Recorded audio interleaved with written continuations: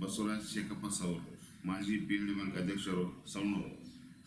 ನನ್ನ ಒಂದು ಮನವಿ, 2024 ಉಪಚುನಾವಣೆಯಲ್ಲಿ ಬಸವರಾಜ ಬೊಮ್ಮಾಯಿ ಅವರ ಅಭಿವೃದ್ಧಿ ಕಾರ್ಯಗಳನ್ನು ನೋಡಿ BJP ಪಕ್ಷಕ್ಕೆ ಮತ್ತೊಮ್ಮೆ ಎಲ್ಲ ಮತದಾರರು ಮತ್ತೊಂದು ಸಾರಿ BJP ಪಕ್ಷವನ್ನು ಇಲ್ಲಿ ಗೆಲ್ಲಿಸಿಕೊಡ್ಬೇಕು ಅಂತ ನನ್ನ ಕಳಕಳಿ. ಯಾಕಪ್ಪ ಅಂತಂದರೆ, ಬಸವರಾಜ ಬೊಮ್ಮಾಯಿ ಅವರು ನೀರಾವರಿ ಸಚಿವರಾಗಿ, ಗೃಹ ಸಚಿವರಾಗಿ, ಮುಖ್ಯಮಂತ್ರಿಗಳಾಗಿ ರಾಜ್ಯದ ಸರ್ವಾಂಗೀಣ ಅಭಿವೃದ್ಧಿಗೆ ಶ್ರಮಿಸಿದ್ದಾರೆ.